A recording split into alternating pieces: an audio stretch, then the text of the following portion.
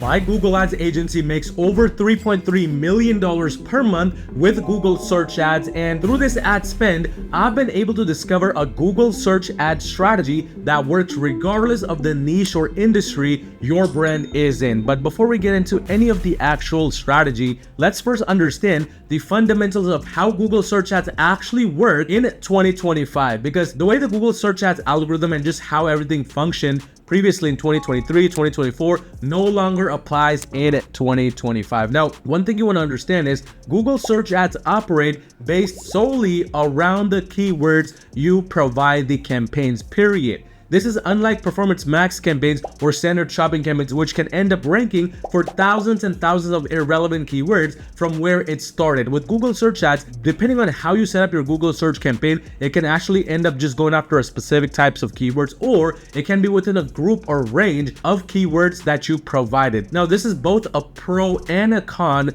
for Google search campaigns. The pro is that essentially this makes it much easier for you to go after your ideal customer, to target the right user. However, you need to actually know and study your perfect customer USP, because if you don't include the right kinds of ad copies, if you don't include the right kinds of broad keywords which go after the perfect audience or the perfect customer, what's going to happen is that Google Ads algorithm is eventually going to get confused, and as a result, it's going to go in a completely different pathway from where you originally wanted it to go. So this is how most e-commerce brands end up struggling with Google search campaigns. Now, when it comes to the actual strategy for Google search campaigns, what most e-commerce brands do, and your brand might also be doing this, is they're extremely vague with a dozen different ad groups with a dozen different keywords, and they're basically saying to Google, hey Google, here's a bunch of stuff, just go out and find something that works. As an e-commerce brand owner handling Google Ads, you need to be helping the algorithm and making its life easier, because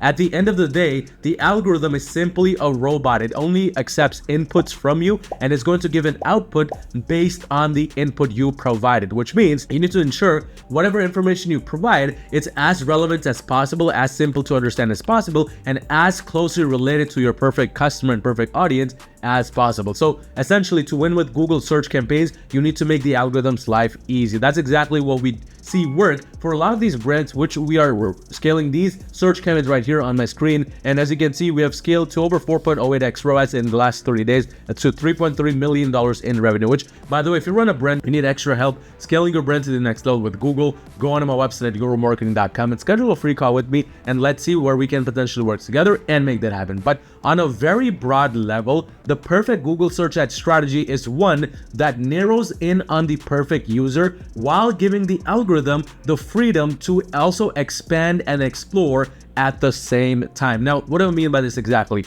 Think of the broad level approach in terms of the following. So what you want to do, and this is the strategy which we normally implement in any given campaign that's a search campaign, you want to have multiple different ad groups within, maybe 2 ad groups, maybe 3, maybe 5, depending on your daily budget, of course, but base these ad groups around different markets. The reality is, if you put same or similar keywords within each of these ad groups as keywords to target, what's going to happen is there's going to be now overlap within this search campaign, because each ad group has something similar that's already in another ad group, and they're going to try bidding against each other. So let's say, for example, you're trying to sell 3D printers with search campaigns. One ad group could be basically keywords and an overall approach around 3D printers for businesses. Another ad group could be an approach for 3D printers for school. And finally, the third ad group could be 3D printer for home use. So as you see here on a broad level, we completely expanded these ad groups to different markets and different segments of the overall markets. One thing you want to understand with proper search campaign strategy is these ad groups should be based on a daily budget. So if you only have a daily budget of $20 a day, then obviously you don't want to have like 10 different ad groups, because that means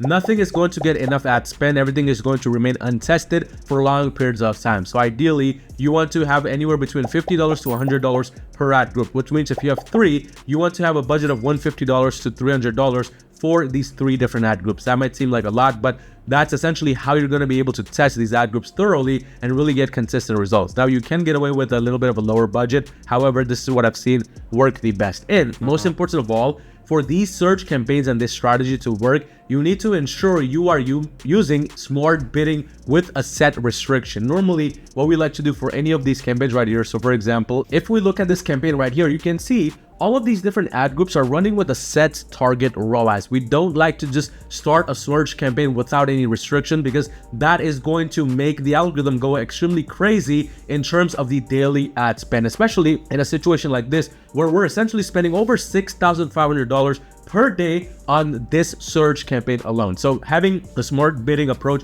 with certain target ROAS, super important. In addition, on the actual ad group level with all of these individual ad groups, what you want to do is essentially you want to have a mixture of phrase match and exact match keywords. I see so many e-commerce brands struggle with search campaigns because they're going after a broad match approach. This is not an ideal way to go about it, because essentially what that does is it gives Google too much reign on basically ranking for anything and everything under the sun for your keyword. So the best approach is within that sub-market which you have created. So for example, 3D printer for business, all the keywords related to this kind of market and this division, you want to have within this one ad group as exact match and phrase match. This is going to give enough freedom for the algorithm to go out and explore the market while at the same time ranking for the highest potential converting keywords. But that's for the ad group level. Now we need to dig a bit deeper and go to the ad level itself. Now with the ads themselves, here's the normal kind of approach we take. We like to have 2 different ads within each ad group, and this basically is done so that we can test out different things within each ad itself and basically have different kinds of copywriting, different kinds of SEO keywords, etc. based around what we need. And eventually after 30 to 60 days of running this ad, we will have enough information to figure out exactly which ad is working better. And in most situations, the Google Ads algorithm will actually end up overspending on one ad over another. As you see right here, it ended up spending over 10,000 here and barely 1,500 here. That's just the Google Ads algorithm in effect, basically supplying more of the budgets to what it believes is working. But now this brings us to the long-term optimizations of this Google search campaign strategy. On a very, very broad level, you don't want to be optimizing based on the campaign level with search campaign, simply because you have multiple different ad groups within the search campaign and you have multiple different ad copies within each ad group. So what this means is just shutting off a campaign as a whole because one ad group isn't working isn't the smartest approach here. Essentially, what you want to be doing is you want to be looking at the ad copy level and the keyword level plus the campaign level itself internally. What that means is you want to be looking at the click-through rates. You want to be looking at the average cost per link clicks. You want to be looking at the CTRs